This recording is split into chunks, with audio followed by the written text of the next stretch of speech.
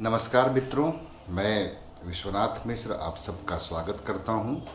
आज हम लोग मैकियावेली के राजनीतिक विचारों को समझने की कोशिश करेंगे। मैकियावेली का जन्म 1469 ईस्वी यानी कि 1469 और मृत्यु 1527 ईस्वी यानी कि 1527 में हुई थी। मैकियावेली का जन्म फ्लोरेंस में हुआ था। फ्लोरेंस इटली में है। और जब मैकियावेली का जन्म हुआ तब आप देखिए कि इंग्लैंड, स्पेन और फ्रांस में शक्तिशाली राजतंत्रों का उदय हो रहा था। वे राष्ट्र राज्य के रूप में स्थापित हो रहे थे और वहाँ पर एक तरह की राष्ट्रवाद की भावना का भी विकास हो रहा था, जो कि वहाँ के राजतंत्रों के विकास में सहयोगी भी था और कभी कभी बाधक भी था। लेकिन जहाँ तक वह बाधक था वहाँ हम अभी नहीं जाएंगे। अभी हम यह मानकर चलते हैं कि राष्ट्रवाद का भी एक सहयोग मिल रहा था एक राष्ट्र राज्य के निर्माण की प्रक्रिया में। ठीक इसके विपरीत यदि हम इटली को देखते हैं तो इटली मैकियावेली के समय में 5 भागों में बंटी हुई थी और उसमें शामिल था नेपल्स पहला हो गया, डची ऑफ मिलान दूसरा हो गया, वेनिस तीसरा हो गया, फ्लोरेंस चौथा हो गया और पोप का राज्य 5वां हो गया। ये 5 भागों में इटली बटी हुई थी। इसलिए इटली के लोगों में उन दिनों यह जिज्ञासा उत्पन्न हो रही थी, यह भावना उत्पन्न हो रही थी कि इटली को भी एक राष्ट्र राज्य के रूप में संगठित हो जाना चाहिए। लेकिन ऐसा होने में कुछ चीज़ें बाधक थीं, जिनमें मैकियावेली के नज़रिए से देखें तो उसमें जो आम लोगों की स्वार्थी प्रवृत्ति थी, भ्रष्टाचार था, योग्य शासन और योग्य शासक का अभाव था।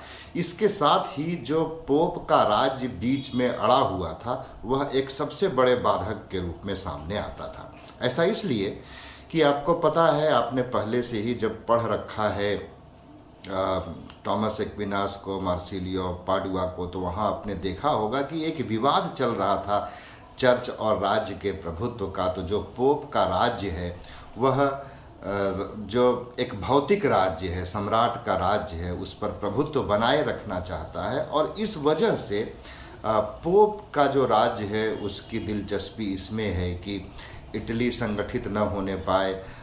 यदि ऐसा हो जाता है तो यहाँ पर भी शक्तिशाली राजतंत्र का उदय हो सकता है और इसकी वजह से जो पोप की शक्तियाँ हैं, पोप जो हस्तक्षेप कर लिया करता है मनमाने तरीके से इटली में, वह उसका अधिकार समाप्त हो जाएगा।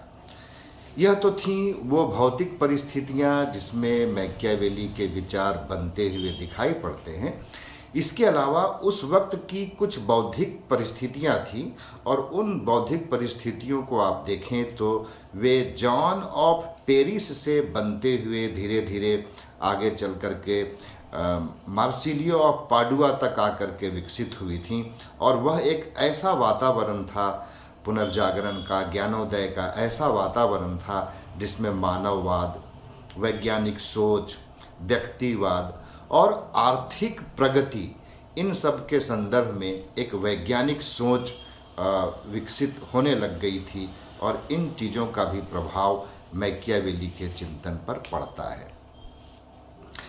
और जब जो बौद्धिक परिस्थितियां निर्मित हो रही थीं उसके संदर्भ में यदि हम थोड़ा ठहर कर विचार करना चाहें तो यह कहना ज़्यादा उचित होगा कि सद्गुण की जो परिभाषा प्लेटो अरस्तु के समय से चली आ रही थी, समानता का जो विचार हम देखते हैं कि सिसरो के सिद्धांतों में विकसित हुआ था, उन सब चीज़ों से धीरे धीरे लोगों का मोह भंग हो रहा था और एक नए प्रकार के सद्गुण की ओर लोग जाना चाहते थे, उसे खोजना चाहते थे, जिसका संदर्भ इस युग में अब उनके अपने समय में भौतिक दुनिया में उनकी सफलता से संबंधित हो। तो वर्च्यू को लेकर के, सद्गुण को लेकर के, what is good for life को लेकर के एक ऐसी रुझान विकसित हो रही थी जो ट्रांसेंडेंटल रियलिटीज के आधार पर अपने को परिभाषित नहीं कर रही थी, बल्कि अपने को जो वर्ल्डली डिजायर है, वर्ल्डली थिंग्स हैं, मतलब जो इहलौकिक दुनिया है, भौतिक दुनिया है, उसी के माध्यम से देखने समझने का एक प्रयास वहाँ पर हो रहा था। तो यह जो दो प्रकार की परिस्थितियां हैं, इन दो प्रकार की परिस्थितियों में यदि हम देखने की कोशिश करते हैं मैकियावेली को, तो सबसे पहले हमें ध्यान जाता है डनिंग के उस कथन की ओर, जहां पर डनिंग ने मैकियावेली को कहा कि मैकियावेली अपने युग का शिशु है, या उसको कई बार कहा जाता है कि वह आधुनिक युग का प्रथम विचारक है, या उसे यह भी कहा जाता है कि वह पुनर्जागरण का शिशु है। तो डनिंग जो यह बात कह रहे हैं कि वह पुनर्जागरण का शिशु है या वह अपने युग का शिशु है, इस बात को एक बार यदि हम स्पष्ट कर लें तो हमें फिर सुविधा होगी आगे बढ़ने में, मैकियावेली के विचारों को समझने में। यदि हम एक बार यह मान लेते हैं कि डनिंग का यह विचार सही है, तब हम मैकियावेली को एक खास एंगल से देखने लगते हैं। और यदि हम एक बार यह मान लेते हैं कि डनिंग का जो यह विचार मैकियावेली के संदर्भ में है वह अधूरा विचार है, तब हमें फिर मैकियावेली को दूसरे परिप्रेक्ष्य से देखने की भी स्वतंत्रता मिल जाती है, उसके भी आयाम खुल जाते हैं, जो कि मेरी निगाह में और सेबाइन की निगाह में और फॉस्टर की निगाह में ज़्यादा उचित है। तो इस संदर्भ में हमें मैकियावेली के संदर्भ में लिखते हुए सेबाइन क्या कह रहे हैं और फॉस्टर क्या कह रहे हैं, इस चीज़ को भी जान लेने की कोशिश करनी चाहिए। सेबाइन ने लिखा कि certainly no one knew Italy as Machiavelli did, and yet writing on the eve of the Protestant Reformation he was almost blind to the part that religion was to play in the politics of the next 2 centuries, indoctrinated as he was in the pagan revival in Italy। कहने का मतलब हुआ, जो Sabine कहना चाह रहे हैं, तो सेबाइन यह बात कहना चाह रहे हैं कि जो ज्ञानोदय है, जो रेनेसा है, पुनर्जागरण है, इनलाइटनमेंट और पुनर्जागरण, मैं दोनों को यहाँ पर्यायवाची के रूप में इस्तेमाल कर रहा हूँ, उसमें दो प्रवृत्तियाँ काम कर रही हैं। एक प्रवृत्ति है जो पुराने पैगन रिवाइवलिज्म से संबंधित है, मतलब पॉलीथीज्म से, बहुदेववाद के उत्थान से संबंधित है, और दूसरा प्रोटेस्टेंट इथिक्स से संबंधित है। तो सेबाइन यह एंगल ले रहे हैं कि मैकियावेली के चिंतन में जो प्रोटेस्टेंट इथिक्स का पार्ट है, प्रोटेस्टेंट इथिक्स का पार्ट मैकियावेली के चिंतन में उतना नहीं आया है जितना कि पैगन रिवाइवलिज्म का आया है। इसी चीज़ को फॉस्टर कहते हैं कि जो रेनेसा है उसकी दो धाराएं हैं, और एक धारा का प्रतिनिधित्व प्रोटेस्टेंट इथिक्स करता है और दूसरी धारा का प्रतिनिधित्व पैगन रिवाइवलिज्म करता है। और आगे चल करके जो प्रोटेस्टेंट इथिक्स है उसका भी आधुनिकता के निर्माण में, पश्चिम के पुनर्जागरण में महत्वपूर्ण योगदान रहा है, किंतु वह पक्ष मैकियावेली के चिंतन में उतना प्रभावशाली नहीं दिखाई पड़ता है। तो यहाँ पर हमको मैकियावेली को देखने समझने के दो एंगल मिल गए हैं, और हम आगे चल करके जो मैकियावेली के संदर्भ में बात करेंगे उसमें इसकी झलक दिखाई पड़ेगी। मैकियावेली की चिंता का विषय यह है कि राज्यों का उत्थान और पतन कैसे होता है, और कैसे एक शासक किसी राजनीतिक व्यवस्था को स्थायित्व प्रदान कर सकता है। एक तरीके से देखिए तो क्रांति के संदर्भ में जब अरस्तु चर्चा कर रहे थे तो यह उनकी चिंता का भी विषय था, और यह चिंता आगे चल करके आपने देखा होगा कि मार्सिलियो ऑफ पाडुआ में भी आपको दिखाई पड़ा था, और यह चिंता यहाँ पर आकर के आपको मैकियावेली में भी दिखाई पड़ती है। और मैकियावेली जब ऐसा प्रयास करते हैं कि इटली का उत्थान करना है, इटली का एकीकरण करना है, तो उनके समय में जो प्रवृत्तियां विकसित हो रही थीं, जिनके बारे में मैंने अभी कहा आपको, यदि उनको आप कुछ शब्द देने की कोशिश करें कि हम उन प्रवृत्तियों को, खास करके जो बौद्धिक प्रवृत्तियां हैं, उनको क्या नाम दें, तो मैं कहना चाहूँगा कि वह एक प्रकार का उस समय में अनगढ़ अनुभववाद है।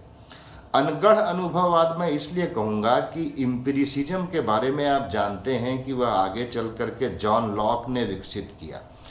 मैकियावेली के संदर्भ में एम्पिरिसिज्म उस तरीके से विकसित नहीं हुआ है, पर मैकियावेली चाहते यह हैं कि जो मनुष्य का व्यवहार दिखाई पड़ रहा है, जो उसके बारे में हमको फैक्ट्स मिल रहे हैं, जो इंडिविजुअल का बिहेवियर है, उसके आधार पर ही राजनीतिक चिंतन का निर्माण किया जाए और उसी के आधार पर राजा को कुछ सुझाव दिए जा सकें कि उन मानवीय प्रवृत्तियों को, मानवीय व्यवहारों को ध्यान में रख करके उसको किस तरह से अपने शासन का संचालन करना चाहिए और राज्य का संगठन करने का प्रयास करना चाहिए।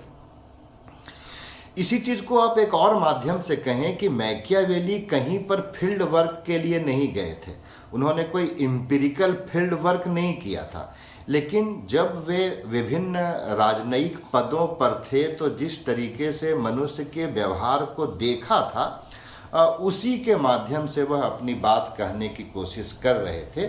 और जो उनकी पद्धति है उसमें हम दो चीज़ों का समावेश देखते हैं। एक तो उसमें है इंडक्टिव मेथड, और इंडक्टिव मेथड से ज़्यादा बेहतर होगा कि आप उसको कहिए वह इंडक्टिव लॉजिक है, और दूसरा है एम्पिरिसिज्म। जब इंडक्टिव लॉजिक में एम्पिरिसिज्म मिल जाता है तो ऐसी स्थिति में हम जो अतीन्द्रिय विषय हैं, जिनको हम सुपरा नेचुरल सब्जेक्ट कह सकते हैं, जिनको हम ट्रांसेंडेंटल रियलिटीज कह सकते हैं, वो हमारे अध्ययन से बाहर हो जाते हैं। ऐसा इसलिए कि जो सुपरा नेचुरल सब्जेक्ट्स हैं, जो ट्रांसेंडेंटल रियलिटीज हैं, उनको हम अपने सेंस ऑर्गन से परसीव नहीं कर सकते हैं। उसके आधार पर हम कोई ऑब्जर्वेबल बिहेवियर की स्टडी के लिए मानक नहीं बना सकते हैं। तो इसलिए यह जरूरी हो जाता है कि उन चीज़ों को हम या तो अपने अध्ययन में छोड़ दें या तो उसको बहिष्कृत कर दें, और मैकियावेली ने भी ऐसा ही करने का प्रयास किया है।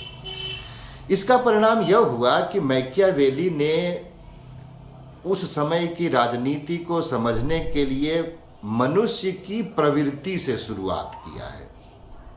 और मनुष्य की प्रवृत्ति क्या है, मूल प्रवृत्ति क्या है, उसको जब वह जानने समझने की कोशिश करता है तो वह प्लेटो और अरस्तु की तरह विचार नहीं करता है, बल्कि आजकल जिसे हम यथार्थवाद कहते हैं, आजकल जिसे हम व्यवहारवाद कहते हैं, आजकल जिसे हम प्रत्यक्षवाद कहते हैं, लगभग उस तरीके से मैकियावेली ने सोचने समझने की कोशिश की। मतलब जो मनुष्य का व्यवहार दिख रहा है, मनुष्य की प्रवृत्ति और सोच दिख रही है, उसके आधार पर ही मनुष्य को परिभाषित किया जाए। और जब वह इस तरीके से मनुष्य को परिभाषित करने की कोशिश करते हैं तो वे दो तरह का एंगल लेते हैं। उनका प्रिंस में एक अलग एंगल है और डिस्कोर्सेज में एक दूसरा एंगल वो लेते हुए दिखाई पड़ते हैं। और इसी आधार पर आगे चल कर के रूसो क्रिटिसाइज करते हैं मैकियावेली को और कहते हैं कि मैकियावेली के चिंतन में कंटिन्यूटी नहीं है, बल्कि उसमें एक तरह का डिसकंटेंट पाया जाता है। खैर, ये तो बात हुई रूसो की, जो कि वो मैकियावेली के बारे में कह रहे हैं। लेकिन जब मैकियावेली परिभाषित कर रहे हैं अपने समय के मनुष्य को, तो उसे कहते हैं कि यह सेल्फिश बीइंग है, यह इगोइस्ट बीइंग है, who are more and more inclined for power and property. मतलब वह एक स्वार्थी प्राणी है, और ऐसा स्वार्थी प्राणी है, अहमवादी प्राणी है, इगोइस्टिक है नेचर से, जो कि अधिक से अधिक शक्ति और अधिक से अधिक धन प्राप्त करना चाहता है। इसी चीज़ को सेबाइन जब स्पष्ट करते हैं तो लिखते हैं कि human nature more over is profoundly aggressive and egoistic, main aim to keep what they have acquired। मतलब जो मनुष्य प्राप्त कर लिया है उसको बनाए रखने का और आगे चल करके वो कहते हैं मोर ओवर, इसी में एक शब्द को और जोड़ देते हैं, और अधिक प्राप्त करने की कोशिश करता है। किस तरीके से? दो बातों पर सेबाइन ने हमारा यहाँ ध्यान आकर्षित किया था। एक तो कहते हैं एग्रेशन है उसके नेचर में, और दूसरी चीज़ कहते हैं कि वह इक्विजिस्टिक है, चीज़ों को प्राप्त करना चाहता है, अपने पजेशन में लेना चाहता है। आगे चल करके देखेंगे तो मैकियावेली ने जिस तरीके से यहाँ मनुष्य को परिभाषित किया है, उसी परिभाषा को आगे चल करके आप देखेंगे कि हॉब्स ने लिया है। यह बात अलग है कि हॉब्स ने मनुष्य को परिभाषित करते हुए जो उस वक्त तक विज्ञान का विकास हो गया था, उन वैज्ञानिक मान्यताओं के आधार पर मनुष्य की प्रवृत्ति को परिभाषित करने की कोशिश की थी। हालांकि हॉब्स के समय की जो वैज्ञानिक मान्यताएं थीं वो आगे चल करके खारिज भी हुई हैं। इसीलिए हमको यह नहीं समझ लेना चाहिए कि मैकियावेली ने और हॉब्स ने जिस तरीके से मनुष्य को परिभाषित करने की कोशिश की वह एकमात्र परिभाषा हो सकती है, वही scientific definition of about the nature of man हो सकता है, बल्कि और कुछ दूसरी चीज़ें भी हो सकती हैं। अब एक बार यदि मैकियावेली ने इस प्रकार से मनुष्य को परिभाषित कर लिया कि वह स्वार्थी है, वह अहमवादी है, वह एग्रेसिव है, तो ऐसी स्थिति में आप विचार करिए कि जब वह किंगशिप पर विचार कर रहा होगा तब वह क्या कह सकता है? क्या वह राजा से उदारता की अपेक्षा कर सकता है? क्या वह राजा से यह अपेक्षा कर सकता है कि वह सभी के साथ समानतापूर्ण व्यवहार करेगा? क्या वह राजा से यह अपेक्षा कर सकता है कि वह अपने शासन में प्रेम का, त्याग का प्रदर्शन करेगा? जाहिर सी बात है कि यह तार्किक बात नहीं होगी। क्यों? क्योंकि मनुष्य यदि इतना अधिक स्वार्थी है कि वह धन ही धन चाहता है, संग्रहित करना चाहता है, इसके लिए वह किसी भी सीमा तक जा सकता है, किसी को नुकसान पहुंचा सकता है, तो ऐसी स्थिति में राजा को ऐसा होना चाहिए जो इस स्वार्थी पने वाले मनुष्य पर, या कहिए कि उसके स्वार्थ पर इस तरीके का अंकुश लगा सके जो अंकुश राज्य की सुरक्षा के लिए, राज्य की समृद्धि के लिए और राज्य के विकास के लिए आवश्यक हो, जरूरी हो। और मैकियावेली आप देखिएगा कि इसी तरह के विचार व्यक्त करते हुए दिखाई पड़ेंगे, खास करके जब वे राजा के संदर्भ में, मतलब प्रिंस के संदर्भ में बातचीत करते हैं। एक बात यहाँ महत्वपूर्ण है कि प्रिंस ने जो प्रिंस लिखा है उसको ड्यूक ऑफ लोरेंजो को समर्पित किया है। इस उद्देश्य से समर्पित किया है कि ड्यूक ऑफ लोरेंजो प्रसन्न हो करके मैकियावेली को पुनः कोई पद दे देगा, क्योंकि मैकियावेली को एक तरह के निर्वासन का सामना करना पड़ रहा था।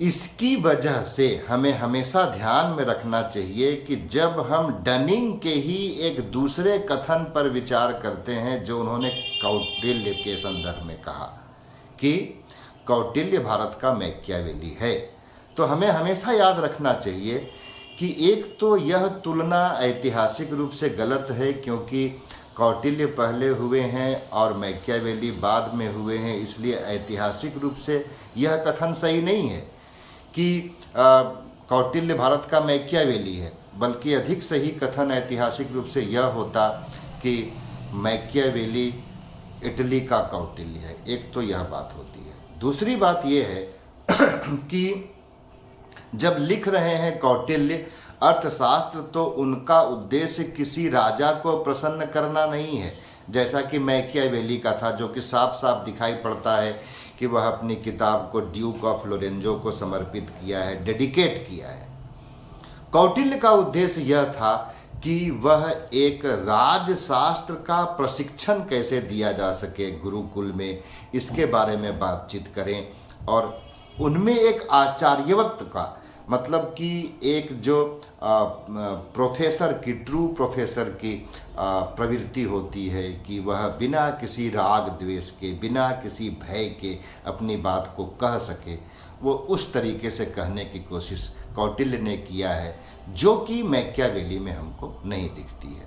फिर से लौट करके आइए कि मनुष्य की प्रवृत्ति के बारे में जब हमने यह विचार किया कि मनुष्य कैसा है, स्वार्थी है, झगड़ालू है, हिंसक है, तो यह जो मनुष्य की परिभाषा थी वह प्लेटो के द्वारा मनुष्य को जिस तरीके से परिभाषित किया गया था, अरस्तु के द्वारा जिस तरीके से मनुष्य को परिभाषित किया गया था, या आगे चल करके जिस तरीके से सिसरो के द्वारा, टॉमस एक्विनास के द्वारा मनुष्य को परिभाषित किया गया, उस धारा से बिल्कुल अलग था। और यह जो धारा मैकियावेली ने पकड़ी, यह धारा आगे चल करके देखिए कि मॉडर्निटी की एक डोमिनेंट वेव जैसी बन करके रह गई। और जितने भी मॉडर्न थिंकर हैं उसमें हमको ये बात बार बार दिखाई पड़ती है, चाहे वह बेंथम हो और चाहे आगे चल करके जॉन रॉल्स हों, वहाँ भी हमको मैकियावेली का ये प्रभाव दिखाई पड़ता है। यह जो मनुष्य है उसकी प्रवृत्ति पर एक बार और विचार कर लीजिए। ऐसा इसलिए कि मैकियावेली ने जो परिभाषा दी मनुष्य की, उसमें जो मनुष्य के संदर्भ में एक डिविनिटी वाली बात थी। मतलब मनुष्य के भीतर कुछ दैवी तत्व होते हैं। हम जब अपने इंडियन ट्रेडिशन में भी मनुष्य की को परिभाषित कर रहे होते हैं तो इस चीज़ की चर्चा किया करते हैं। वेस्ट के ट्रेडिशन में भी ऐसा था, लेकिन मैकियावेली ने उसको बिल्कुल बाहर कर दिया। और मैकियावेली ने मनुष्य के भीतर कोई दिव्यता जैसी चीज होती है उसको कम से कम प्रिंस लिखते हुए पूरी तरह से खारिज कर देते हैं। और जब एक बार वे मनुष्य के ऐसे चरित्र का रेखांकन कर लेते हैं तब उनके लिए आसान हो जाता है कि उसी मनुष्य को नियंत्रित करने के लिए, मतलब उसी मनुष्य को साधने के लिए और उसी मनुष्य के साथ, उस मनुष्यों के उसी समूह के साथ चलते हुए इटली के एकीकरण के लिए, इटली के उत्थान के लिए एक राजा क्या कर सकता है, तो वह उसके लिए बातचीत करते हुए, नियम कानून बनाते हुए दिखाई पड़ते हैं। और अब जब वह प्रिंस के बारे में कहते हैं मैकियावेली, तो वहाँ भी बार बार वो मानव स्वभाव के बारे में जो विचार उनका है वह बार बार उनको प्रभावित करता है। और कहते हैं कि जब मनुष्य इतना अधिक आक्रमणशील है, लोभी है, जो कि संपत्ति को प्राप्त करने के लिए कुछ भी कर सकता है, उसमें धन लोलुपता बहुत अधिक है, तो ऐसी स्थिति में क्या होगा कि चारों तरफ अराजकता फैल जाएगी। और इस अराजकता की अवस्था में शांति स्थापित करना बेहद कठिन काम है। और यह काम तभी हो सकता है जब शासक शक्तिशाली हो, राजा जब बहुत शक्तिशाली हो, तभी जा करके वह शांति स्थापित कर सकता है। और शांति स्थापित करने के लिए यह जरूरी है कि प्रजा में एकता और राजभक्ति उत्पन्न की जाए। और यह किसके द्वारा की जाएगी? राजा के द्वारा की जाएगी।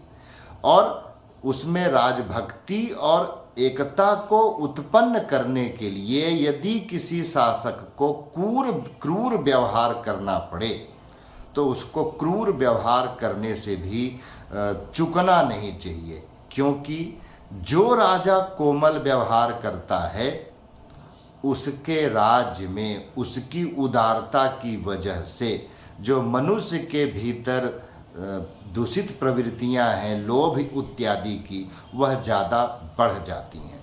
और जब ज़्यादा बढ़ जाती हैं तो इससे राज्य की एकता, राज्य की शांति भंग हो जाया करती है। मैकियावेली यह कहते हैं कि यदि थोड़े से अत्याचार से यदि समाज में शांति स्थापित रह सकती है तो ऐसा अत्याचार राजा को करना चाहिए। क्यों करना चाहिए यह भी बताते हैं। कहते हैं कि ऐसा इसलिए आवश्यक है कि लोग प्रेम तो अपनी इच्छा से करते हैं, लेकिन भय शासक की इच्छा की वजह से उनमें उत्पन्न होती है। और शासक किस तरीके से जनता पर, उन जो कि स्वार्थी जनता है उस पर शासन कर पाएगा, यह स्वयं उसकी अपनी क्षमता पर निर्भर करता है। और इसीलिए वह दूसरों को दोष नहीं दे सकता है कि लोग ठीक नहीं हैं, इसी की वजह से हम शासन नहीं कर पा रहे हैं। मतलब मैकियावेली कह रहे हैं कि अतीत को दुहाई देने से या अतीत में जो कुछ यदि खराब चीज़ें हो चुकी हैं उनको दोहराते रहने से राज्य की एकता, राज्य का गौरव और राज्य में शांति, इन लक्ष्यों को तो कभी भी प्राप्त नहीं किया जा सकता है। मैकियावेली ये भी कहते हैं कि लोग यदि शासक से डरते हैं लेकिन वह डर घृणा के स्तर तक नहीं पहुंचा है, तो वैसा डर राज्य की एकता को स्थापित करने के लिए जरूरी है और ऐसा डर राजा को बनाए रखना चाहिए। क्यों? क्योंकि लोग प्रेम तभी तक करते हैं जब तक कि उन प्रेम के माध्यम से उनके किसी स्वार्थ की पूर्ति हो रही हो। जब लोगों के स्वार्थ की पूर्ति नहीं होती है तब लोग प्रेम भी नहीं करते हैं। ऐसी स्थिति में राजा यदि अपेक्षा करेगा कि लोग उससे प्रेम करें तो जाहिर सी बात है कि प्रेम भी लोग किसी न किसी स्वार्थ के कारण करेंगे, और स्वार्थ के कारण जब प्रेम करेंगे और राजा उनके स्वार्थों को पूरा करने का साधन बन जाएगा तो फिर से वह राज्य की एकता का बाधक बन जाएगा, राज्य में शांति खत्म हो जाएगी और अराजकता बढ़ जाएगी। लेकिन एक बात मैकियावेली अपने राजा को जरूर कहते हैं कि देखिए, राजा को अपनी शक्ति का प्रयोग करना चाहिए, राजभक्ति अर्जित करने के लिए जरूरत पड़ने पर लोगों को डराना धमकाना है तो वह कार्य भी करना चाहिए, लेकिन सदैव राजा को सचेत होना चाहिए कि वह लोगों से उनकी संपत्ति को छीनने की कोशिश न करे, मतलब उनके संपत्ति के मामलों में दखलंदाजी न करे। क्यों? क्योंकि उसका एक बड़ा प्रसिद्ध कथन है जो आप लोग हर किताबों में प्रायः पढ़ते हैं कि लोग ऐसे हैं जो अपने पिता के हत्यारे को माफ कर सकते हैं, लोग ऐसे हैं जो उनकी पत्नी का कोई अपहरण कर ले तो उसको भी माफ कर सकते हैं, लेकिन लोग ऐसे हैं कि यदि उनकी संपत्ति को कोई छीन ले, चुरा ले, उसका अपहरण कर ले तो वे उसको माफ नहीं कर पाते हैं। इसीलिए राजा को चाहिए कि वह लोगों के संपत्ति के मामलों में हस्तक्षेप नहीं करे। यह बात जो थी मैकियावेली की राजा के संदर्भ में, वह प्रिंस में कही गई बात है। यहीं पर एक बात और आया करती है कि राजा में दो तरह के गुण अवश्य होने चाहिए, जिसको वह कहता है एक शेर का गुण होना चाहिए और दूसरा लोमड़ी का गुण होना चाहिए। शेर का गुण इसलिए होना चाहिए कि वह लोगों को डरा सके, धमका सके और शक्ति के जोर पर वह लक्ष्य प्राप्त कर सके जिस लक्ष्य को वह प्राप्त करना चाहता है राज्य की एकता के लिए। लेकिन यदि उसे किसी ऐसी परिस्थिति का सामना करना पड़ जाए जहां उसको ऐसा लगे कि उसकी शक्ति कम है, तब वहां पर उसे अपने शक्ति के विचार पर, शक्ति के प्रयोग के विचार पर अड़े नहीं रहना चाहिए, बल्कि वहां उसे भाग जाना चाहिए। मतलब जरूरत पड़ने पर अनुनय विनय भी करना चाहिए, और इसी को वह लोमड़ी के गुण के रूप में पहचानता है। मतलब राजा में इन दोनों तरह के गुणों का समावेश होना चाहिए। यह बात जो मैकियावेली कह रहे हैं, इसी को लेकर के मैकियावेली में एक ड्यूअल मोरालिटी का विचार आता है। इसकी बात की जाती है कि मैकियावेली के चिंतन में नैतिकता के दोहरे मापदंड रखे गए हैं। मतलब नागरिकों के लिए नैतिकता के दोहरे मापदंड रखे गए हैं और राजा के लिए नैतिकता के दोहरे मापदंड रखे गए हैं। हम इस पर बातचीत करते हैं, लेकिन सबसे पहले मैकियावेली के लिए नैतिकता क्या है, एक बार हम उसको समझ लेते हैं। नैतिकता की एक परिभाषा हम लोगों ने प्लेटो में देखा था, जो सद्गुण था। मतलब अपने स्वभाव के अनुसार कार्य करना उसमें शामिल था, दूसरों के कार्यों में हस्तक्षेप न करना शामिल था। नैतिकता की एक परिभाषा आगे चल करके हम क्रिश्चियन थियोलॉजी में देखते हैं, जिसमें ईश्वरीय आदेशों का पालन करना था, मुक्ति के लिए प्रयत्न करना था। लेकिन मैकियावेली ने सफलता को, ऐसा फॉस्टर लिखते हैं कि मैकियावेली ने सफलता को नैतिकता के रूप में, सद्गुण के रूप में रखा है, परिभाषित किया है। अब यदि सफलता प्राप्त करना ही नैतिक है तो यहीं से उसके दोहरे नैतिकता के मापदंड की शुरुआत हो जाती है। और वह कहता है कि यदि लक्ष्य पवित्र हैं तो उन्हें किसी भी साधन से प्राप्त किया जा सकता है। भारत में जिस तरीके से गांधी जी ने साध्य और साधन की एकता, मतलब साध्य और साधन दोनों की पवित्रता का विचार रखा था, और यह सिर्फ गांधी जी का ही विचार नहीं है, बल्कि आप इसे देखें तो यह भगवान राम के चरित्र में भी दिखाई पड़ेगा, भगवान बुद्ध के चरित्र में भी दिखाई पड़ेगा। इसलिए ऐसा कह सकते हैं कि साध्य एवं साधन की पवित्रता का विचार इंडियन ट्रेडिशन का मूल विचार है, जो कि हम राजा हरिश्चंद्र में भी देखते हैं, जो हम ऋषि दधीचि में भी देखते हैं, जो हम राजा सत्य हरिश्चंद्र में भी देखते हैं, जो हम रघु में देखते हैं, दिलीप में देखते हैं। मतलब पूरे इंडियन ट्रेडिशन में देखिए तो यहाँ साध्य एवं साधन की पवित्रता, दोनों की एकता पर बातचीत की गई है। मैकियावेली में देखिए तो यह दिखाई पड़ेगा आपको कि वह साध्य और साधन की पवित्रता, दोनों की पवित्रता पर विचार नहीं करता है, बल्कि वह किसी भी साधन के द्वारा सफलता प्राप्त करने को नैतिक मानता है। इतनी बात वह जरूर कहता है कि लक्ष्य वहाँ पर नैतिक होना चाहिए। आज के समय में यह देखेंगे तो दुनिया भर के राजनेताओं को यह तर्क बहुत प्रभावित करता है। भारत में भी देखेंगे आप कि जो राम का नाम लेकर राजनीति करने वाली पार्टियां हैं, वह भी दोहरे नैतिकता का प्रदर्शन करती हैं जब वे कहती हैं कि हमने ठीक है ऐसे प्रत्याशी को टिकट दिया है जिसके ऊपर बहुत सारे आरोप लगे हैं, लेकिन चुनाव जीतने के लिए सभी तरह के हथकंडों का सामना करना पड़ता है। और ऐसा वे पार्टियां भी करती हैं जो राम का नाम नहीं लेती हैं। पर यह बात सिर्फ भारत के बारे में ही नहीं है, बल्कि पूरी दुनिया में आज जो राजनीति का मॉडल है उसमें हमको ये चीज़ दिखाई पड़ती है। दोहरे मापदंड की हम बात करने वाले थे, नैतिकता की।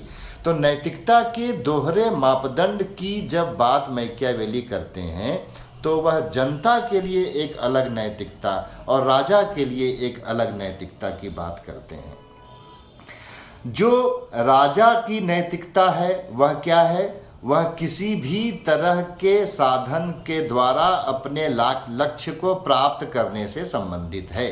मतलब राज्य की एकता स्थापित करने के लिए, राज्य में शांति स्थापित करने के लिए, राज्य का विस्तार करने के लिए, राज्य में सुख समृद्धि लाने के लिए राजा अनैतिक साधनों का भी इस्तेमाल कर सकता है। लेकिन अनैतिक साधनों के इस्तेमाल करने पर आम जनता को दंडित किया जाएगा, यह मैकियावेली कहते हैं। तो मैकियावेली का यह जो विचार है वह दोहरी नैतिकता का विचार है, और इस दोहरी नैतिकता को भी हम देखें तो वह आज की दुनिया में काफ़ी प्रभावशाली दिखाई पड़ती है। एक बार यदि यहाँ हम विचार कर लें कि क्या यह दोहरी नैतिकता का विचार मानव जाति को बहुत ऊंचाई तक ले करके जा रहा है, या इस दोहरे नैतिकता के विचार ने, जिसकी व्यवस्थित रूप से शुरुआत मैकियावेली से होती है, उसने मानव जाति को पतन के गर्त में डाल दिया है। तो हम इसमें दो तरह के लोगों को देखते हैं। एक, जो गांधी की हत्या में सहभागी हैं, वे कहेंगे कि नहीं, ये ड्यूअल मॉरलिटी का सिद्धांत सही है। और दूसरे, जो गांधी के मार्ग का अनुसरण करने वाले होंगे, बुद्ध के मार्ग का अनुसरण करने वाले होंगे, भगवान राम मर्यादा पुरुषोत्तम इसीलिए उन्हें कहा गया, उनके मार्ग का अनुसरण करने वाले होंगे, वे कहेंगे कि नहीं, दोहरी नैतिकता का जो मापदंड है वह सही नहीं है। और जो इंडिया में पॉलिटिकल थॉट का ट्रेडिशन है, उसमें जो धर्मशास्त्रीय परंपरा मनुस्मृति की है, उसमें देखिए तो दोहरे नैतिकता का मापदंड वहाँ नहीं दिखाई पड़ेगा। थोड़ा सा, मैं बार बार कहना चाहूँगा, बहुत थोड़ा सा यह अर्थशास्त्रीय परंपरा में दिखाई पड़ता है जब हम कौटिल्य के अर्थशास्त्र को देखते हैं। लेकिन जब हम भीष्म के शांति पर्व में आते हैं तो वहाँ भी राजा के लिए दोहरी नैतिकता का समर्थन नहीं किया गया है। आगे चल करके आप हन्ना अरेंट में यदि विचार करें कि क्या हन्ना अरेंट में इस समस्या के संदर्भ में कुछ कहा गया है, जरूर कहा गया है। हन्ना अरेंट कहती हैं कि जो राजनीति है वह कलेक्टिव ह्यूमन एग्जिस्टेंस का सबसे बड़ा एंडेवर है, और यदि इसी एंडेवर में कुछ अनैतिक चीज़ें शामिल हो जाती हैं तब वहाँ पर राजनीति जो शक्ति प्राप्त करने का माध्यम है, वहाँ शक्ति रिप्लेस हो जाती है और उसकी जगह पर हिंसा चली आती है।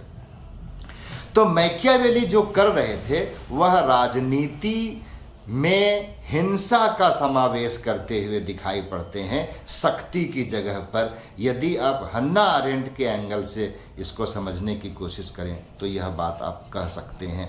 और इसी एंगल को आगे चल करके देखिए तो मार्क्स ने डेवलप किया, इसी एंगल को लेकर के आगे माओ ने डेवलप किया। जब माओ का एक खास प्रसिद्ध कथन है कि सत्ता बंदूक की नली से निकलती है, मतलब authority grows from the barrel of bullet.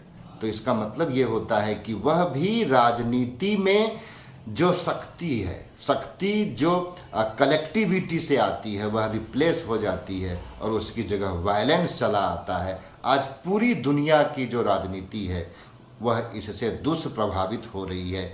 हमें इसके संदर्भ में भी विचार करना चाहिए। अब यदि हम नैतिकता के दोहरे मापदंड की बात मैकियावेली क्यों कर पाते हैं, इस संदर्भ में बातचीत करें तो हमें फिर मैकियावेली के विचारों में जो दैवी कानून का खंडन है, प्राकृतिक कानून का खंडन है, उसकी ओर आना पड़ता है।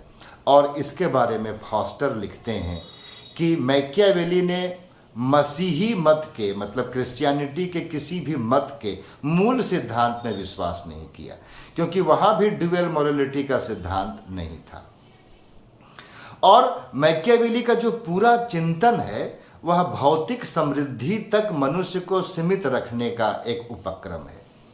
और मैकियावेली की तरह सोचें, यह फॉस्टर कह रहे हैं कि यदि मैकियावेली की तरह सोचें तो जब मनुष्य का कोई पारलौकिक साध्य नहीं है तो कोई दिव्य कानून भी नहीं है।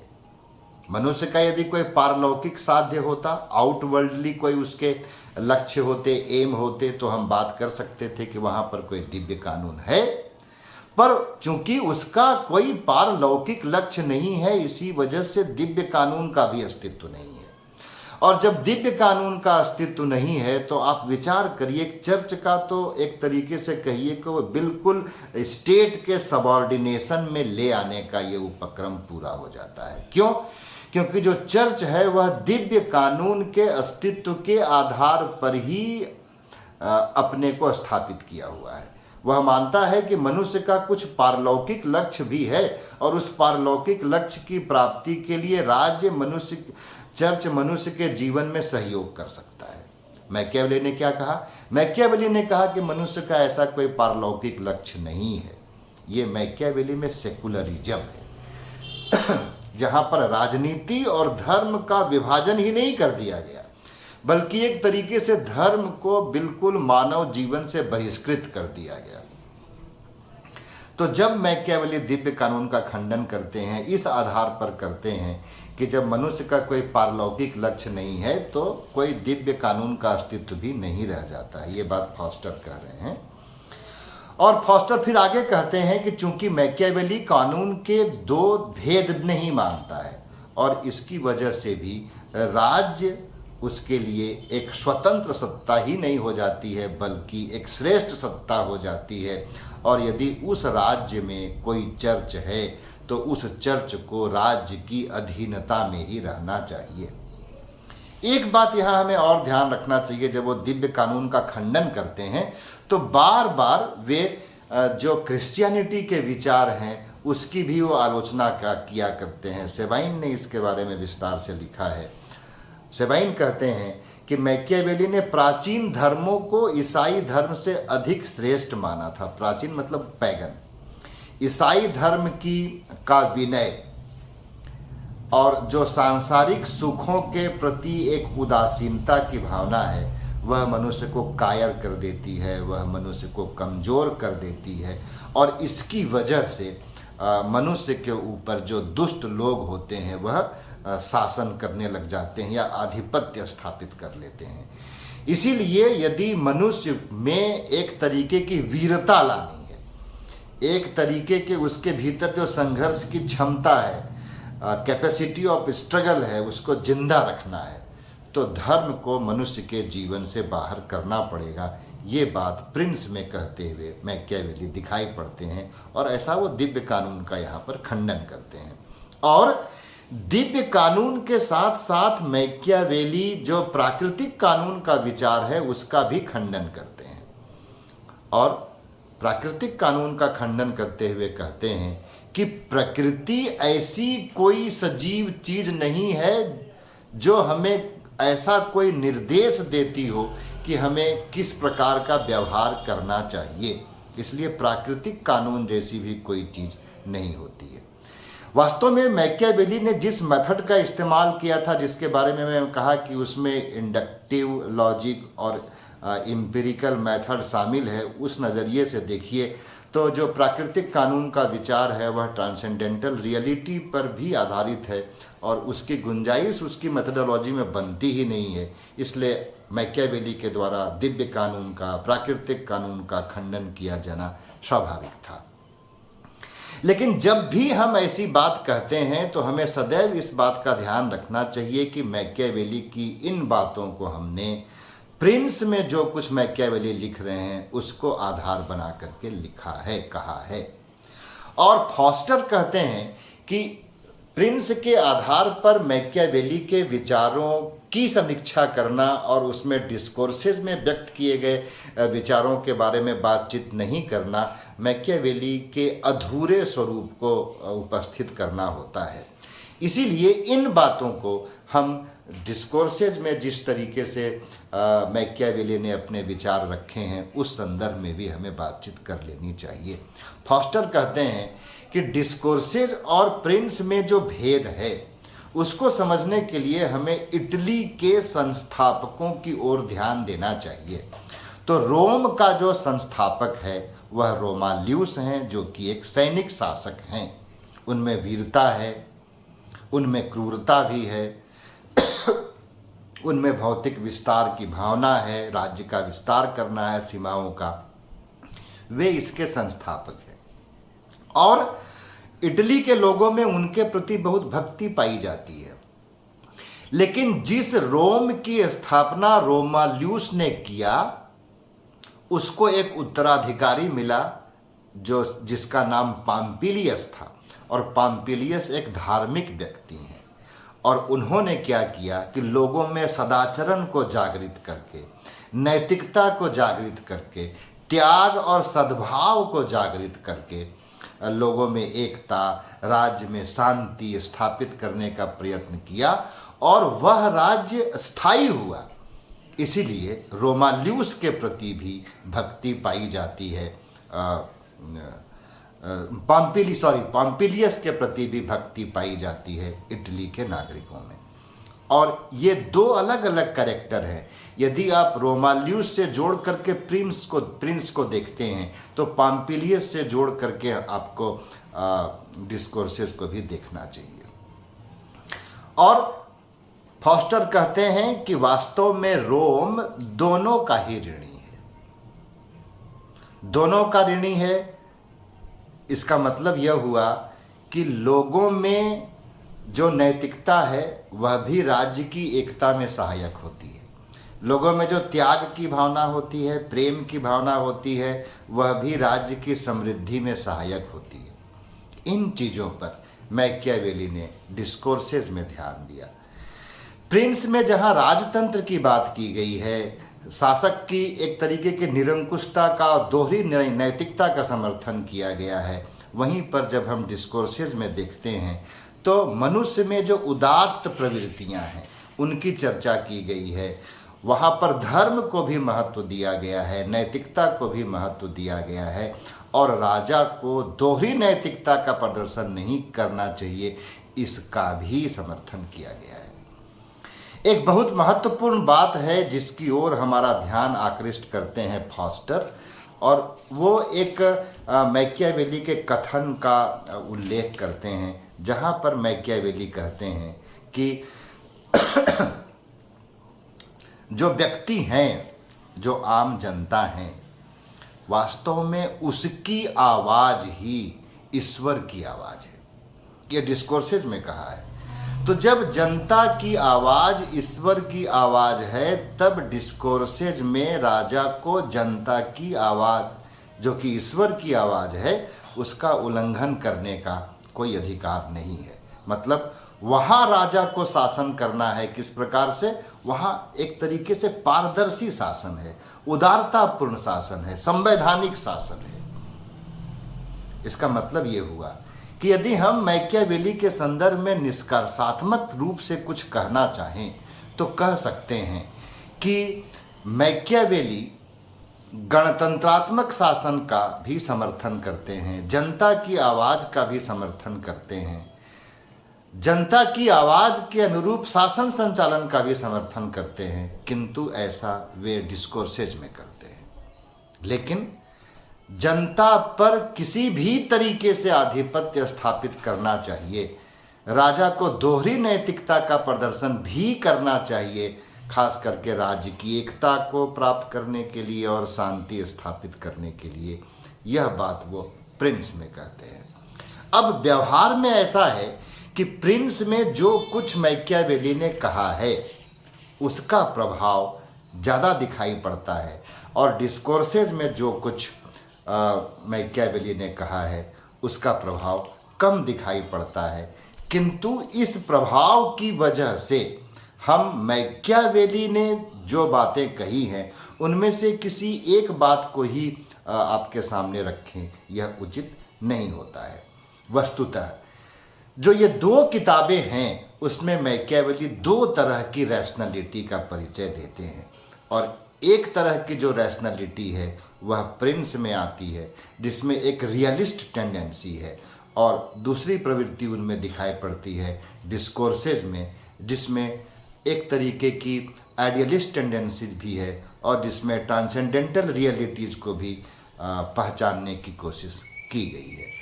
तो मैकियावेली के बारे में और भी कोई बात करने से पहले यह जरूरी है कि मैकियावेली के बारे में एक और महत्वपूर्ण बात आपसे साझा कर ली जाए, और वह महत्वपूर्ण बात यह है कि जब हम मैकियावेली को आधुनिक युग का शिशु कहते हैं तो हमें यह ध्यान रखना चाहिए कि आधुनिकता ने टाइम को एक टेम्पोरल फ्रेमवर्क में लिया है, न कि एक कंटिन्यूअस फ्रेमवर्क में लिया है। जब हम टाइम को टेम्पोरल फ्रेमवर्क में रखते हैं तो फिर हमारे पास दूसरी दुनिया की चीज़ों के लिए अवकाश नहीं रह जाता है, और वह जो टाइम को टेम्पोरल फ्रेमवर्क में ग्रहण करने का विचार मैकियावेली का है वह कहीं ना कहीं डिस्कोर्सेज के विचार के ऊपर अधिक प्रभावी हो जाता है, और इसकी वजह से मॉडर्निटी ने जिस तरीके से टर्न लिया उस टर्न के कारण मैकियावेली जो प्रिंस में दिखाई पड़ते हैं वह महत्वपूर्ण हो गए। यदि मॉडर्निटी ने कोई दूसरा टर्न लिया होता जिसमें व्यक्तिवाद के ऊपर मानवतावाद हावी हो गई होती, तब मैकियावेली जो कुछ डिस्कोर्सेज में कह रहे थे वह बहुत अधिक महत्वपूर्ण बन जाता। मैकियावेली स्टेट शब्द का इस्तेमाल करने वाले पहले आधुनिक विचारक हैं, लेकिन यह महत्वपूर्ण बात है कि जो नेशन स्टेट शब्दावली है वह मैकियावेली के चिंतन में उतने अच्छे तरीके से स्थापित नहीं हो पाई है। मैकियावेली के चिंतन को पढ़ते हुए ऐसा लगता है कि जो राष्ट्रवाद है वह अपने स्टेट क्राफ्ट के जरिए कोई रूलर, कोई शासक जनता से उत्पन्न करने की कोशिश करेगा। इसका मतलब यदि मैकियावेली के चिंतन में आप राष्ट्रवाद को देखना चाहते हैं तो एक तरीके से यह एक तरीके का कल्टीवेशन है, जो कल्टीवेशन एक प्रिंस करता है, किंग करता है, और इसकी वजह से भी वह प्रिंस को बहुत अधिक महत्व देता है। तो आज के लिए इतना ही। हमारी आपकी मुलाकात फिर किसी अगले ऑडियो वीडियो माध्यम से हो सकती है।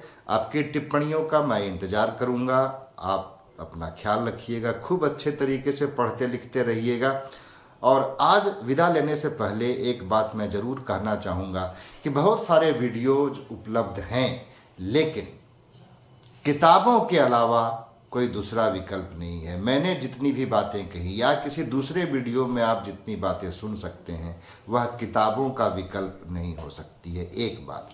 और दूसरी बात, बहुत सारे वीडियोज आपको ऐसे मिलेंगे जो बहुत सरल और बहुत कम समय में आपको कुछ बता दिया करते हैं।